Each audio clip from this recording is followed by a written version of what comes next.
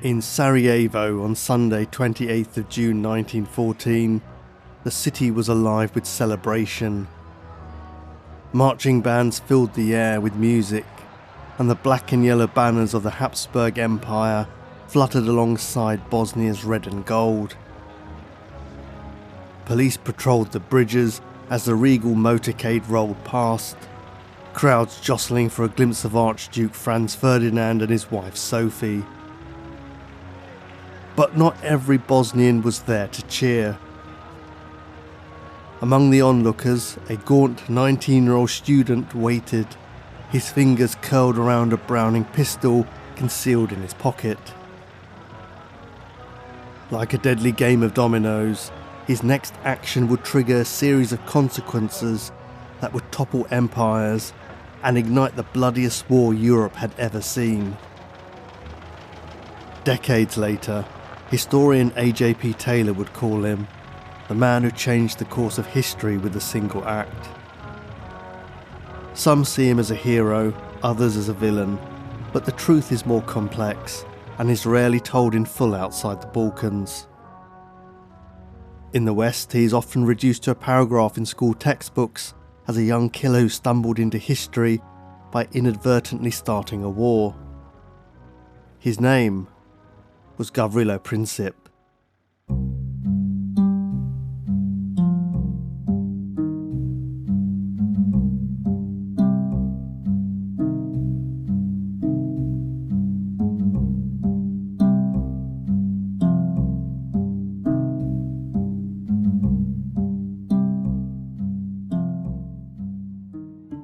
Gavrilo Princip's humble beginnings gave no hint that he would one day become one of the most divisive figures in the Austro-Hungarian Empire. He was born on 13th of July 1894 on the earthen floor of his family's one-room cottage. His mother Maria gave birth beside the open hearth they used for cooking, and with no doctors or midwives, many children in rural Bosnia were not expected to survive. But Gavrilo did. The family would have celebrated his arrival inside that dim, smoke-filled room, gathered on rough stone benches, the only light trickling in through a hole above the fire. They lived in the tiny village of Oblij, in the green and rocky Grahovo Valley, surrounded by the Dinara Mountains on Bosnia's remote western edge. To the north and west lay Croatia, and to the east, the independent state of Serbia, whose people and ideals would shape Gavrilo's path. His father Peter was a farmer who grew corn, oats and barley on just 4 acres of land, keeping a few cows, sheep, chickens and a single horse and cart. He and Maria had raised 9 children, though many had died young, and to support his large family, Peter worked as a postman in the winter, navigating mountain roads in his wagon to deliver mail between villages. Peter was a devout, soft-spoken man who never drank or swore and found joy in planting trees to line the road from Oblij to Grahovo with saplings he had raised himself. The province into which Gavrilo Princip was born had a complex political history.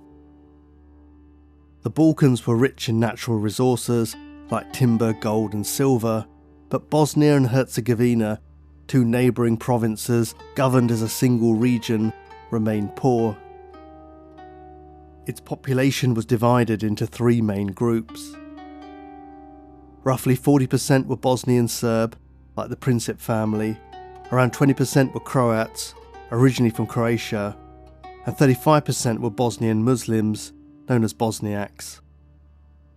All were ethnically Southern Slavs, but centuries of foreign rule had created religious divides, inequalities and resentment.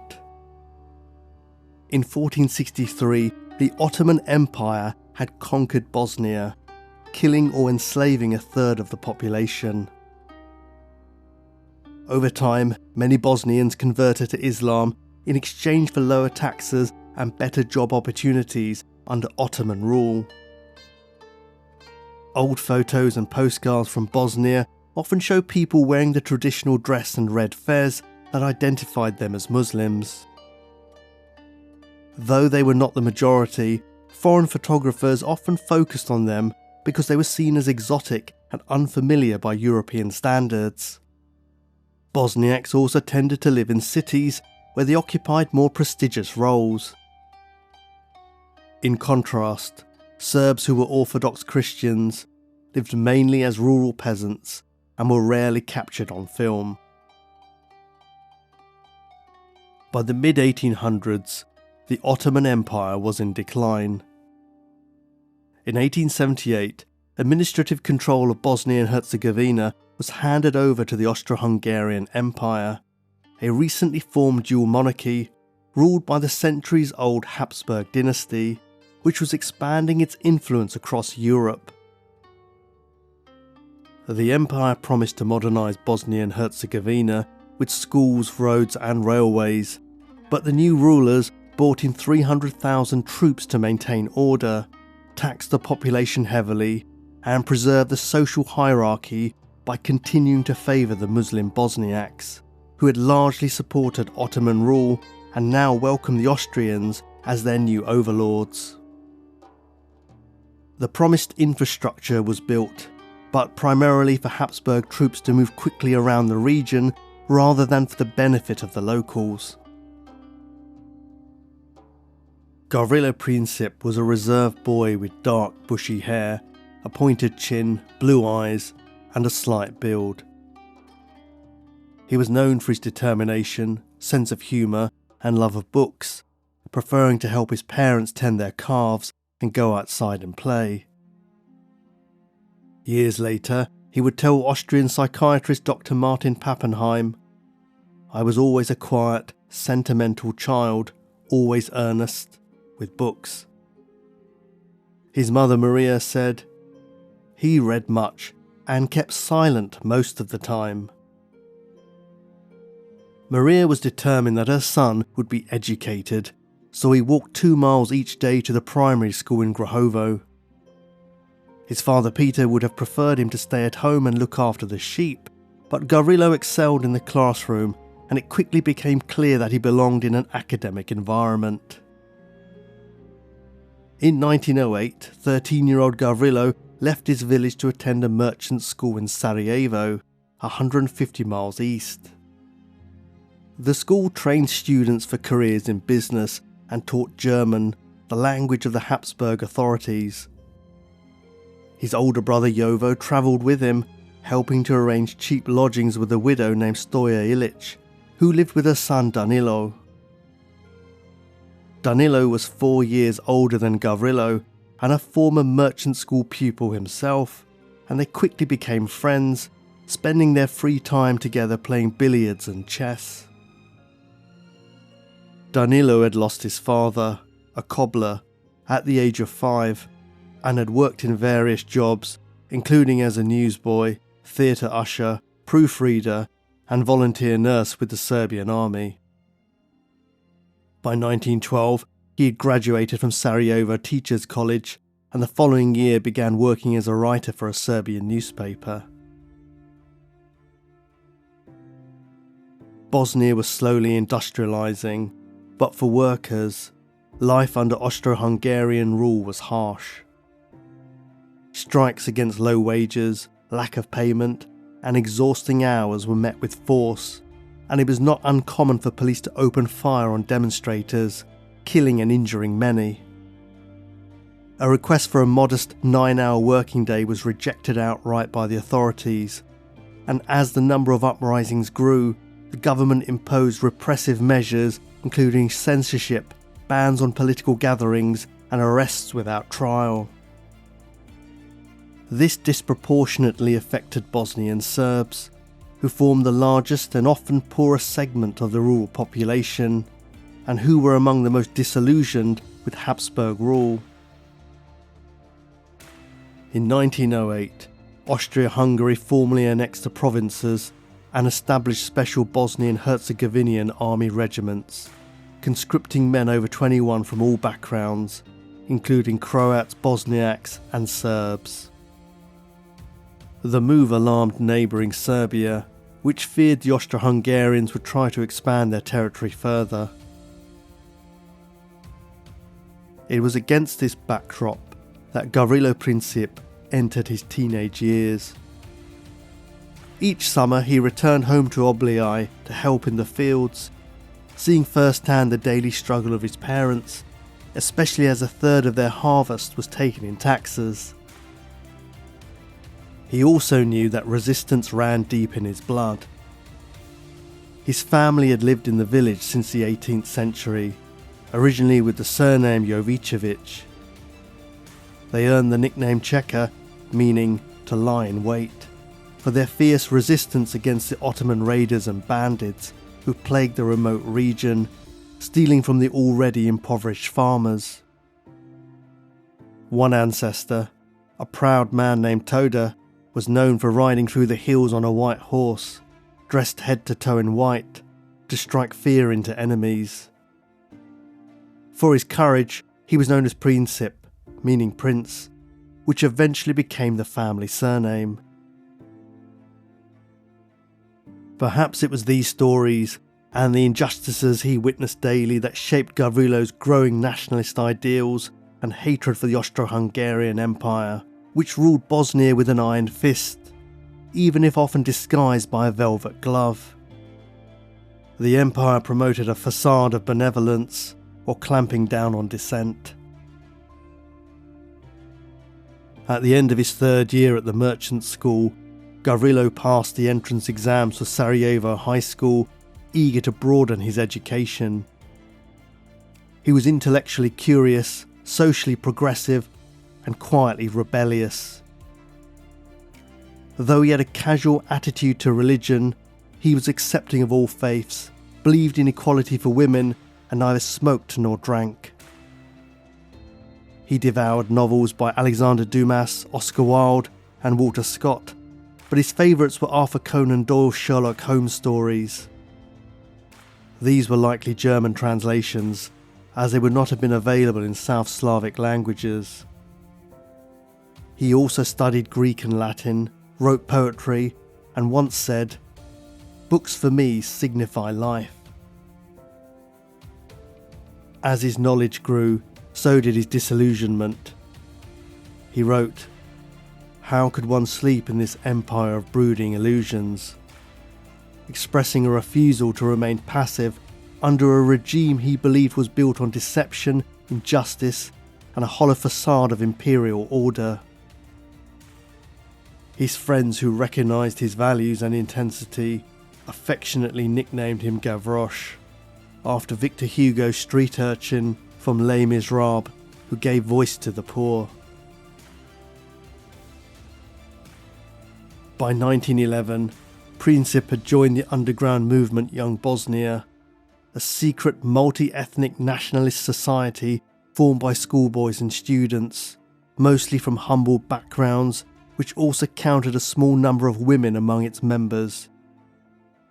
They were forced to operate underground because such groups were banned, and its goals were radical: to overthrow the Habsburg Empire and secure Bosnia's sovereignty to build a fairer society. They were inspired by Bogdan Zarajic, who in 1910 had fired 5 shots at the provincial governor before turning the gun on himself. The governor had survived, but even so, Zarajic's death made him a martyr for the cause, and Gavrilo admired his commitment to fighting for his country's freedom. Around this time, Gavrilo met Nedeljko Kabrinovic, who was a year younger and as outgoing and emotional as Gavrilo was reserved. Though less formally educated, Nedeljko was equally passionate about revolution and frequently clashed with his father, who was a police informant. His sister Vukasava shared their views and soon became friends with Gavrilo, exchanging poems and discussing literature. Both men were frustrated by the older generation's passivity, feeling they had accepted the annexation of Bosnia too meekly. They believed Austro-Hungarian rule was corrupting Bosnian society, citing the establishment of brothels after the occupation as a symbol of moral decay.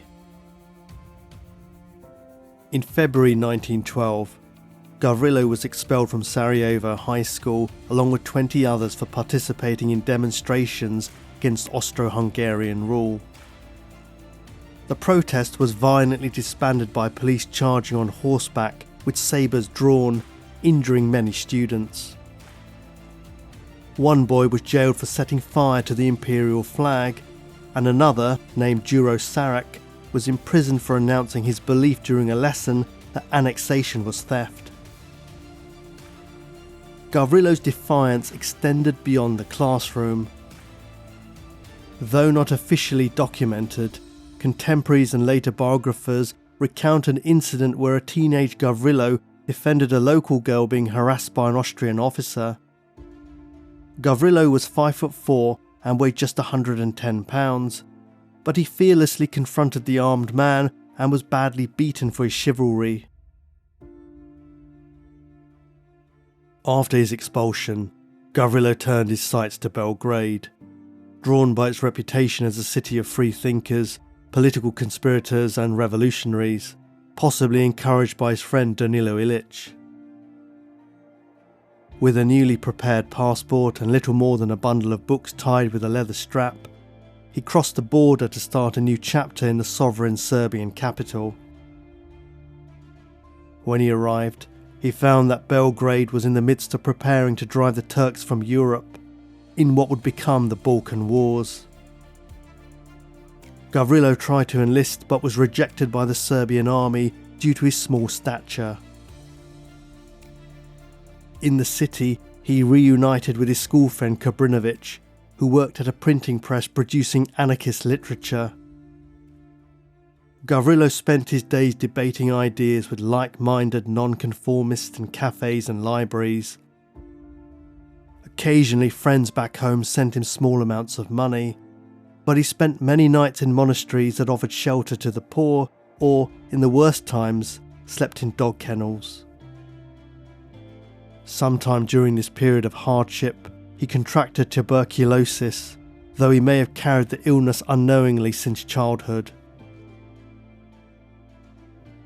By 1913, the Balkan Wars had ended with Serbia's decisive victory over the Ottomans, gaining new territory and inspiring many young Bosnians, including Gavrilo.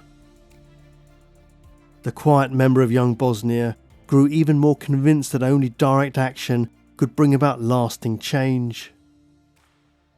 Kobrinovic's radicalism also intensified, shaped by anarchist circles that both continued their studies and took exams at a Belgrade high school. Meanwhile, plans were underway for a high-profile imperial visit to Bosnia in June 1914. Emperor Franz Joseph, now elderly and in poor health, sent his heir presumptive, his 50-year-old nephew Archduke Franz Ferdinand, to Sarajevo on his behalf. Officially, the visit was to inspect the army and oversee military manoeuvres, but it was also a show of political and military strength to reinforce loyalty, particularly among their Croat and Bosniak supporters. Franz Ferdinand, an inspector general in the Austro-Hungarian army, was known for his bad temper, stubbornness, impetuous nature, and a reluctance to read anything that contradicted his own views. Though some hoped he would be more liberal than his uncle when he inherited the throne, the evidence suggested otherwise. He planned to build more Catholic churches and suppress the Serbian Orthodox faith, and declared, "We must end the Serbs' obstruction and pacify the country in 2 months." He also vowed, "When I am Commander-in-Chief, I shall do as I please. If anyone does otherwise, I will have them all shot." He was rumoured to suffer from syphilis and had a notorious obsession with hunting. He kept a personal logbook that recorded nearly 275,000 kills over his lifetime, filling his bohemian castle with the heads of his trophies, stuffed by his personal taxidermist who travelled with him at all times.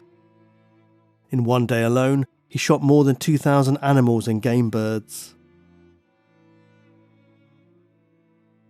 News of the Archduke's planned visit to Sarajevo reached Belgrade through a young Bosnian contact named Pusara.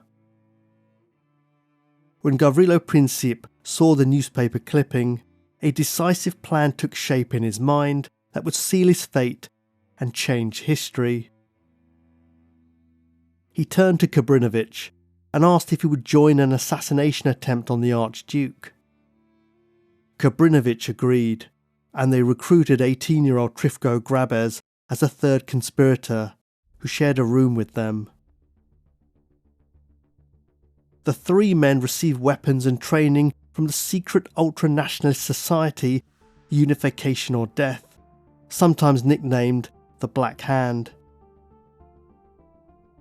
Its leader, Colonel Dragutin Dimitrievich, known by the pseudonym Apis, endorsed the plan, while the weapons were provided by a Bosnian who had joined the Serbian army during the Balkan Wars. 4 Browning pistols, 6 hand grenades, and doses of cyanide wrapped in paper to be swallowed if captured. The grenades were shaped like rectangular bars of soap, with detonators capped at one end. Once the cap was unscrewed and struck firmly against a solid object, there was a 12-second fuse before explosion. Princip, the acknowledged leader of the plot, sent coded letters to Danilo Ilic in Sarajevo, asking him to recruit more men for the cause. On 28th of May 1914, Princip, Kabrinovic and Grabez set out from Belgrade under false names. Their 8-day journey by riverboat, on foot, and aided by a school teacher and peasants was arduous. They trudged through muddy fields, waded across rivers with their grenades strapped to their bodies and pistols in their pockets, and navigated dense forests while avoiding detection. They arrived in Sarajevo on 4th of June, meeting their organiser Danilo Ilic. By then, a Muslim carpenter named Muhammad Mehmed Basic had also joined the conspiracy. Among the young Bosnians, excitement was bubbling as word of the plot spread. Danilo Ilic studied the Imperial Party's exact route, printed in the newspaper, and carefully planned where each assassin should be positioned along a 300-yard stretch of the Appel Quay. The busy riverside street was lined on one side by grand buildings in muted yellows and creams, their tall windows, iron balconies, and intricate stonework reflecting Sarajevo's blend of European and Ottoman heritage. On the other side, a low embankment bordered the Mijachka River, crossed by elegant stone bridges. Nearby streets buzzed with shops, cafes, and government offices, while the hills rose behind, dotted with red-roofed houses and minarets. Narrow alleys branched off towards bazaars, tea houses, and vibrant carpet sellers. The night before the assassination, Gavrilo Princip, Danilo Ilic, and Nedeljko Kabrinovic made a solemn pilgrimage to the cemetery where nationalist martyr Bogdan Zarajic was buried, who had attempted to kill the provincial governor 4 years earlier. To the determined, idealistic trio, he was a hero and an inspiration.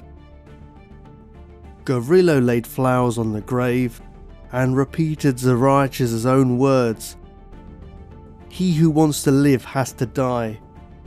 He who is ready to die will live forever." He added quietly, "Rest in peace," making a silent promise to follow the path Zarajic had begun and succeed where he had not. Each conspirator knew this would be their last night of freedom, yet each was convinced that it was a kind of freedom not worth settling for, until their homeland could be truly free, ruled by its own people, with all Slavs equal beneath their red and gold banner. Yet the Austro-Hungarian regime had plenty of supporters in Bosnia and Herzegovina. On Sunday 28th of June 1914, the streets were decked out for celebration. Bands played stirring marches, the black and yellow Habsburg double eagle flag flew from buildings, and portraits of the Archduke hung in windows. That morning, Archduke Franz Ferdinand and his wife Duchess Sophie attended Mass in a makeshift chapel at their hotel outside Sarajevo. The Hotel Bosnia had been closed to all other guests and redecorated for their exclusive use. After Mass, the couple boarded a special train to Sarajevo and transferred to a motorcade of 6 chauffeur-driven cars for the final approach. The Archduke and Duchess rode in the third car, a green Graf and Stift limousine trimmed in gold, the Austrian eagle flag flying proudly on the hood. Franz Ferdinand wore the uniform of an Austrian cavalry general, a blue tunic with a high collar adorned with 3 stars, black trousers with red stripes, and a gold braided tasselled sash at his waist. His head was crowned with a hat trimmed with green feathers, perched above his signature upturned moustache. Beside him, Sophie wore a white silk dress and a wide-brimmed white hat with a veil. In the car with them sat General Oskar Potirek, Governor of Bosnia, and Lieutenant Colonel Franz von Harrach was seated beside the driver. The car arrived in Sarajevo just after 9:30 a.m. The sun shone on the Appel Quay, and the roof of the green limousine had been folded back, leaving Franz Ferdinand and Sophie fully visible to the cheering crowds. As the procession moved towards the town hall, they were accompanied by jubilant music and a thundering 24-gun salute from the surrounding hilltop fortresses. Startled flocks of Sarajevo's feral pigeons scattered into the sky, settling atop buildings with a bird's-eye view of the scene that was to unfold. As the cars passed, some spectators shouted "Zivio," meaning "Long may he live." But hidden among the crowds were several assassins who were not there to celebrate the Archduke's arrival. The 7 main conspirators were Danilo Ilic, Trifko Grabez, Nedeljko Kobrinovic, Mohamed Mehmed Basic, Vaso Kubrilovic, Setko Popovic, and Gavrilo Princip, spread out along the planned route, while other young Bosnians dotted the crowd, ready to offer help. Mehmed Basic spotted the convoy first, but the sight of a nearby policeman made him hesitate, and he quietly slipped away. Another conspirator held his fire, unwilling to risk hitting the Duchess. A third, Popovic, struggled to identify the correct car as he was near-sighted, so he remained hidden within the crowd and let the moment pass. At 10:10 a.m, as the cavalcade passed the Chumaria Bridge, Nedeljko Kobrinovic calmly approached a policeman and asked which car carried the Archduke. The officer distractedly pointed to the third car. Kobrinovic removed the cap from his grenade, struck the detonator against the lamppost to ignite the fuse, and hurled it towards the vehicle. The driver saw it at the last second and accelerated. The grenade struck the folded roof, bounced off, and exploded beneath the car behind, sending shrapnel flying in all directions and seriously injuring several officers. The car carrying Franz Ferdinand sped away to safety. Without hesitation, Kobrinovic swallowed his cyanide and plunged over the embankment wall into the Miachka River, a 26-foot drop. But the poison was too weak or degraded to kill him and only made him vomit. Within minutes, as he floundered in the river that was too shallow to drown him, he was surrounded by police officers and a hail of blows from fists and sabre hilts. As they cuffed him and hauled him away, Kobrinovic shouted defiantly, "I am a Serbian hero." Blood streamed down his face as he was pushed across the bridge towards the Sarajevo State Police Station for interrogation. Chaos erupted on the pavement behind the fleeing motorcade. 20 bystanders were wounded in the blast, and people were shouting and crying in a melee of confusion. A woman watching the parade from her bedroom balcony had been struck in the face by shrapnel, and her eardrum was shattered by the explosion. Detectives swept the scene in a state of panic, arresting anyone who looked vaguely suspicious, with guilt presumed by appearance, not evidence. Immediately after the attack, Franz Ferdinand turned to Governor Potirek and said, "This fellow must be insane. Gentlemen, let us proceed with our programme." Dismissing the attack as the work of a lone agitator, he refused to cancel the visit, unaware that other conspirators still waited in the crowd with the purpose of killing him at any cost. The remaining cars proceeded to the town hall, where the Archduke was scheduled to give a speech. On arrival, he was barely able to conceal his anger, snapping at the waiting officials. "I came to Sarajevo for a friendly visit, and someone throws a bomb at me. This is outrageous." When Gavrilo Princip heard the grenade explode, he hurried towards the commotion, only to learn that the attempt had failed. Disappointed but unnoticed, he drifted back towards his assigned position outside Schiller's Delicatessen, on the corner of Appel Quay and Franz Josef Street, near the Latin Bridge. Unknown to Gavrilo, the Archduke had decided to change the plan. After the speech at the town hall, he wanted to visit the hospital to see the officer who had been wounded, rather than continuing on the original route towards the museum he was due to open. In theory, this decision might have saved the Archduke from the assassins, as Gavrilo would have been waiting in the wrong place. But the mysterious hand of fate nudged both men towards their destiny, as the lead driver was not told of the change of plan. As Franz Ferdinand and his entourage climbed back into the motor cars after the town hall visit, Lieutenant Colonel Harak stood on the running board of the Archduke's car on the side nearest the river to shield him in the event of another attack. As the procession reached the corner of Appel Quay and Franz Josef Street, the first car turned right, according to the original plan. The second car, carrying the Chief of Police and the Lord Mayor, followed closely behind it. The driver of the Archduke's car was about to make the same turn when General Potirek suddenly shouted, "Stop, you're going the wrong way."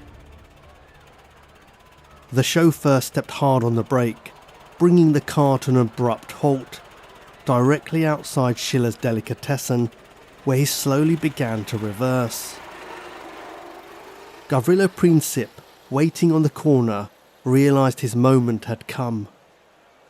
The crowd was pressing so tightly around him that he wouldn't be able to swing his arm to throw a grenade, so instead, he reached for his Browning pistol. A policeman noticed his sudden movement and lunged towards him, but at that moment, another conspirator, Pesara, kicked the officer in the leg, distracting him just long enough for Gavrilo to fire 2 shots into the open car. The first struck the Archduke in the neck, severing his jugular vein. The second hit Countess Sophie in the abdomen as she rose to help her husband. Seeing blood trickling from Franz Ferdinand's mouth, General Potirek ordered the chauffeur to drive at top speed to his own official residence. A lieutenant leapt from one of the cars and charged at the assassin with his sabre, but once again Pesara intervened, rushing to Princip's defence and charging at the man. Someone else in the crowd punched a policeman in the stomach, while Princip was wrestled to the ground by several officers who began beating him into submission. In the scuffle, he managed to hit one detective on the head with his revolver, then one witness saw him raise the weapon to his own temple, but someone knocked it out of his hand before he could pull the trigger. Even while the officer's blows rained down on him, Gavrilo managed to pull the folded paper from his pocket which contained cyanide and swallowed its contents. But his dose too was ineffective and only burnt his mouth. He was eventually subdued and dragged to the police station for questioning. A man named Ferdinand Baer was among those who tried to help Gavrilo during the chaos and was arrested at the scene. A photographer captured his image in the moment, and due to his resemblance to Princip, the photo was widely published in newspapers and books, mistakenly identified as Princip himself, a myth that persists to this day. Posara was also arrested soon after. Meanwhile, the Archduke's car raced towards the safety of the governor's residence. As blood gushed from his neck, Franz Ferdinand was heard to say, "Sophie, dear, stay alive for our children." Lieutenant von Harrach asked if he was in pain, to which the Archduke replied faintly, "It is nothing." He repeated the word 6 or 7 times as he slipped in and out of consciousness. Both Franz Ferdinand and Sophie were dead within minutes. Within hours, news of the assassination swept across Europe, triggering the chain of events that led to the First World War. Gavrilo Princip's bullets were the spark, but the continent had long been a tinderbox, waiting for a single flash to ignite the powder keg of militarism, nationalism, imperial rivalry, and a web of tangled alliances. For decades, tensions had been mounting, with a naval arms race between Germany and Britain, the rise of militant nationalism, Kaiser Wilhelm II's aggression, and Austria-Hungary's obsession with crushing Serbia, which it viewed as a threat to its stability. The assassination gave Vienna its opportunity. It issued an ultimatum to Serbia so harsh no independent nation could accept it, blaming Belgrade to shift attention from Bosnia and justify war against a neighbour whose rising Balkan influence threatened the empire. Germany backed Austria-Hungary with what became known as the blank cheque, pledging full support for any action Vienna chose to take.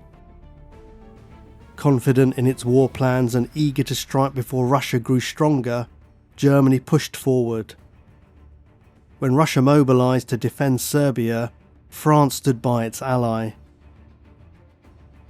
On 4th of August, Germany invaded Belgium as a shortcut to attack France, and Britain, bound by a treaty to protect Belgian neutrality, declared war the same day.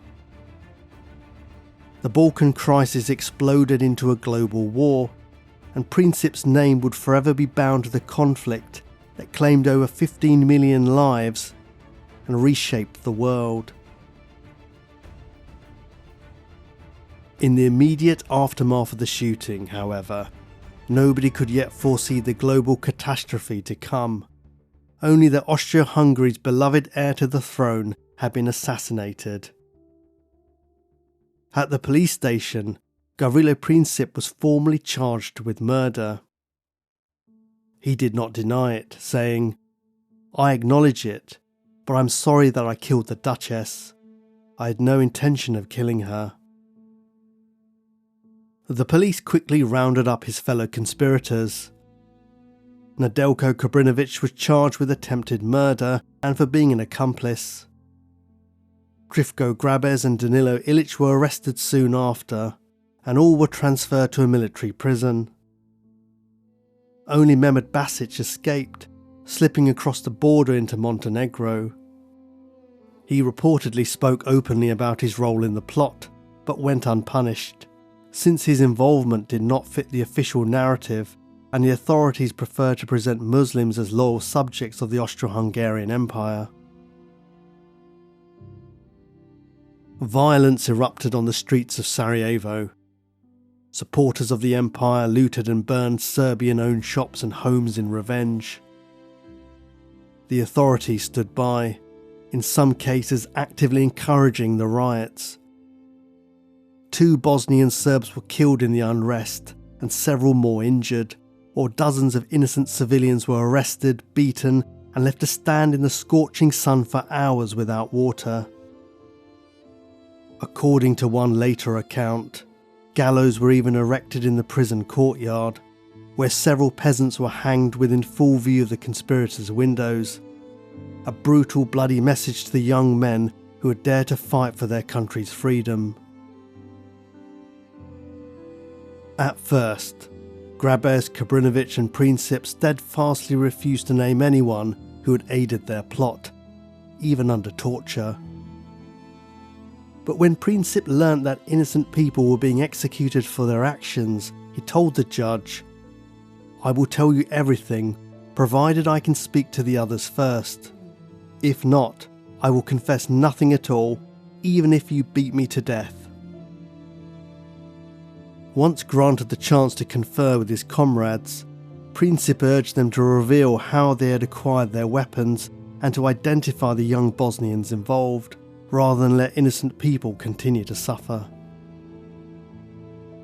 By then, 25 rebels had been arrested and assigned lawyers, but Princip instructed his own counsel to concentrate their efforts on the defence of the others, saying, "Try to save their necks and study their cases thoroughly. You could help them because they are innocent, while I, in any case, am ready to face the worst." The defence lawyers were appointed only to preserve the illusion of justice, and were warned not to exert too much effort on their client's behalf. Those deemed too enthusiastic in their defence were threatened with imprisonment or exile. The trial opened in October 1914, held behind closed doors in Sarajevo's military prison. 3 judges presided, with a state attorney prosecuting. Each defendant, the youngest of whom was 16, was given the opportunity to make a statement, and Gavrilo Princip declared with unwavering conviction, "I do not feel like a criminal because I put away the one who was doing evil. Austria represents evil for our people. As it is, it should not exist." He spoke from the heart of a peasant's son, painfully aware of how, in his eyes, his people were treated like cattle under foreign rule. His dream was of a united Slavic state called Yugoslavia, free from imperial oppression. His friends echoed similar sentiments, with Kabrinovic more fiery and confrontational, clashing with the judges, while Grabez emphasised his belief that the people of Bosnia and Herzegovina deserved equal rights. The state attorney sought to shift blame onto Serbian propaganda, arguing that the conspirators had been manipulated by Belgrade. Princip vehemently denied any outside influence, insisting the assassination had been conceived entirely within their own student circle. Towards the end of the trial, Kabrinovic issued a public apology to the children of Franz Ferdinand. Outside the courtroom, the atmosphere remained tense, and students who scrawled slogans such as "Death to Tyrants" and "Long live Yugoslavia" on their desks were sentenced to up to 6 years in prison, while 4 teachers were arrested for failing to report them.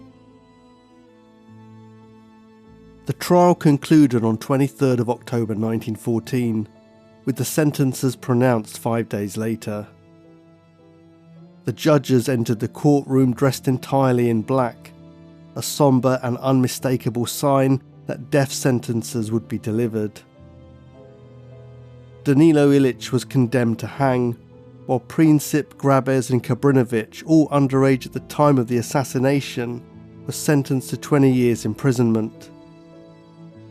The prosecution had argued that Princip was over 20 and therefore eligible for the death penalty, but his lawyer successfully proved that he was only 19 at the time. Several others received shorter sentences, while 9 peasants who had helped them were acquitted, the court accepting the defence's claim that they had been coerced into involvement. On 3rd of February 1915, chief organiser Danilo Ilic and 2 of the older conspirators, Miško Jovanović and schoolteacher Veljko Krubrilović, were hanged for their roles in facilitating the assassination. According to the executioner's later account, the men faced the gallows calmly, showing a composure he claimed was unlike anything he had witnessed before. Following the verdict, Princip, Grabez and Krubrilović were transported by train under heavy guard, while other conspirators were imprisoned throughout Bosnia. In December 1914, Gavrilo was transferred to a military prison within the ancient Habsburg fortress at Theresienstadt in the far north of the empire. Surrounded by moats and marshes, with outer walls 4 feet thick, the fortress was a bleak place, and the last that Princip would ever know. Inside he endured bitter cold, malnutrition and crushing isolation, shackled day and night in irons weighing 22 pounds. He was allowed only 30 minutes daily in the courtyard, but could have no contact with fellow inmates. In the depths of winter, the water in his jug froze solid. But for Princip, the cruelest deprivation was the denial of any reading material, leaving his mind starved as well as his body. Occasional news of the war filtered into the prison, including the invasion of Serbia by Austro-Hungarian troops and the death and suffering of the South Slavs he had sought to liberate, which Princip's psychiatrist Dr. Martin Pappenheim observed caused him great distress. Between 1915 and 1916, Dr. Pappenheim interviewed Gavrilo several times and noted, "It is very hard in solitary confinement, without books, suffering most from having absolutely nothing to read. Sleeps only 4 hours in the night. Dreams a great deal. Beautiful dreams about life, about love, not uneasy." Gavrilo thought often of his parents and the home where he had grown up. He still hoped that one day South Slavs would be united in some form of republic, though he wouldn't live to see it. Tuberculosis had ravaged his body, causing excruciating ulcers and wasting his already fragile frame. He was treated by local surgeon Dr. Heinrich Levitt, who occasionally brought him chocolate, feeling compassion for the young man who by now resembled a walking skeleton. The last known photograph of Princip, taken in 1915 outside his prison cell, captures his bony fingers uneasily fiddling with the hem of his tattered, oversized jacket, his deep-set eyes haunted by the ghosts of those who died in reprisals or war as a consequence of his actions. Krubrilović and Grabez both succumbed in 1916 to malnutrition and tuberculosis in the brutal conditions. The following year, Princip's disease worsened and the surgeon amputated his right arm. But the infection spread to his left, and his elbow joint was fused with wire. The operations failed to save him, and he continued to grow weaker. On 28th of April 1918, at 6:30 p.m, 23-year-old Gavrilo Princip died of advanced bone tuberculosis, worn away by years of illness and suffering, just months before the collapse of the Habsburg Empire. When night fell, a burial party of 5 Austro-Hungarian soldiers interred his body in an unmarked grave, hoping his memory would fade into obscurity. After the war, one soldier had a change of heart and came forward, enabling Princip's remains to be exhumed. In 1920, the bones were returned to Sarajevo for a ceremonial funeral and were reburied in 1939 in the Vidovdan Heroes Chapel, alongside comrades Trifko Grabez, Danilo Ilic and other conspirators, close to the grave of Bogdan Zarajic, the would-be assassin of 1910 who had so deeply inspired the members of Young Bosnia. The armistice that ended the fighting of the First World War came into effect at 11 o'clock on 11th of November 1918, bringing to a close a conflict that had claimed millions of lives and left countless more injured or displaced. Remarkably, the number plate of the Archduke's car read AIII 118, closely resembling the date and time of the armistice. Was this a sheer coincidence, or a sign that the war and its beginning and end were inevitable, even foretold, and that Princip was destined to pull the trigger that fateful day? After the war ended, 2 lines of verse were discovered inscribed on the wall of Princip's prison cell, a final, small act of defiance. It read, "Our ghosts will walk through Vienna and roam through the palace, frightening the lords." Little of Princip's writing survives today, much having been destroyed by him and his friend Vukasava, Kabrinovic's sister, before the assassination. In 1918, Yugoslavia was created, in theory fulfilling Princip's dream of uniting South Slavs. But the reality was very different.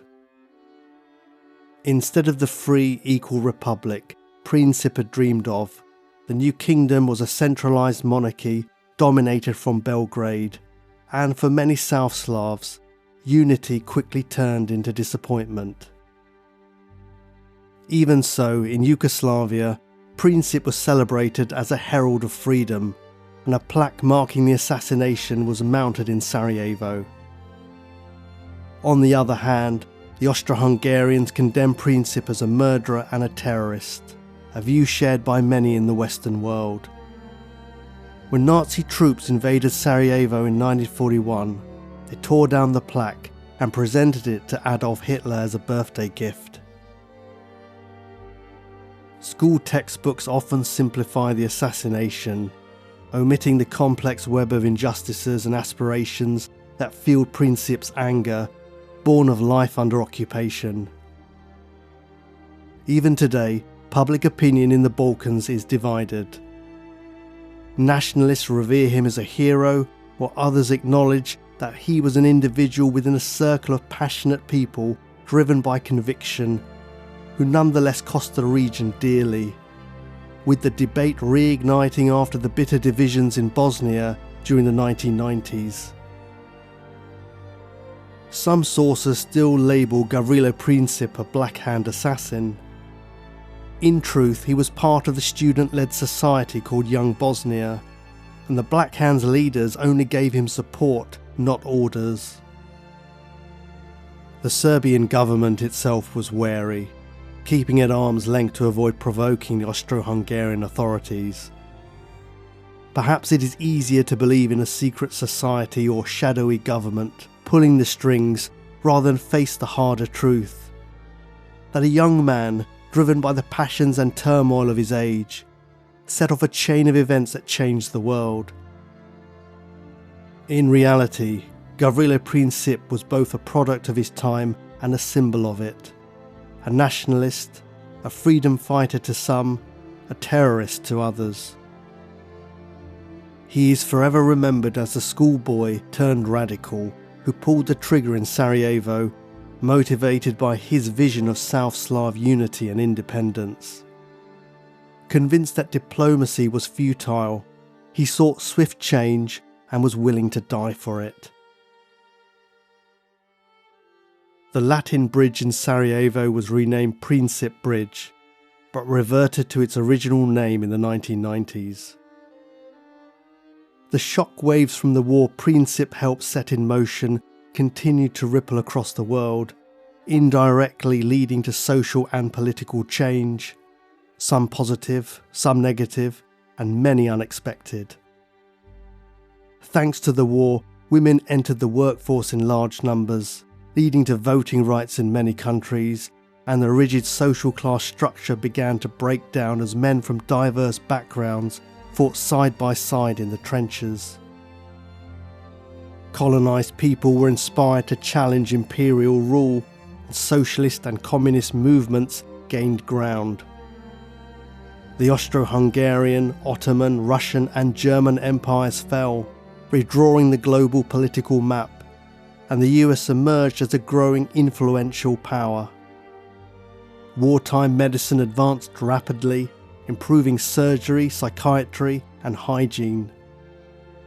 Even literature and culture were touched, as Belgian refugees arriving in Britain inspired author Agatha Christie to create Hercule Poirot, the famous Belgian detective who remains a star of book, stage and screen today. The irony might even have earned a wry smile from Gavrilo himself, with his love of Sherlock Holmes stories. As with all history, there are more than two sides to the story, and the truth often lies somewhere in between.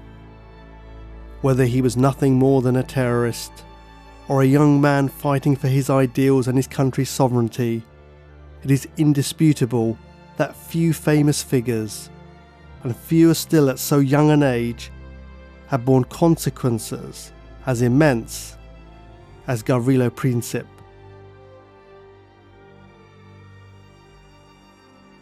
You've been listening to Prash's Murder Map. Thank you so much for supporting this show. Whether you've been here from the start or have just joined, I truly appreciate it. Make sure to rate and follow the show wherever you listen to podcasts. It really helps others find me. If you're watching on YouTube, don't forget to subscribe and click the notification bell so you'll know as soon as new episodes are released. I'd love to hear your thoughts on today's case, so share them in the comments. I'll be back soon with another true crime story.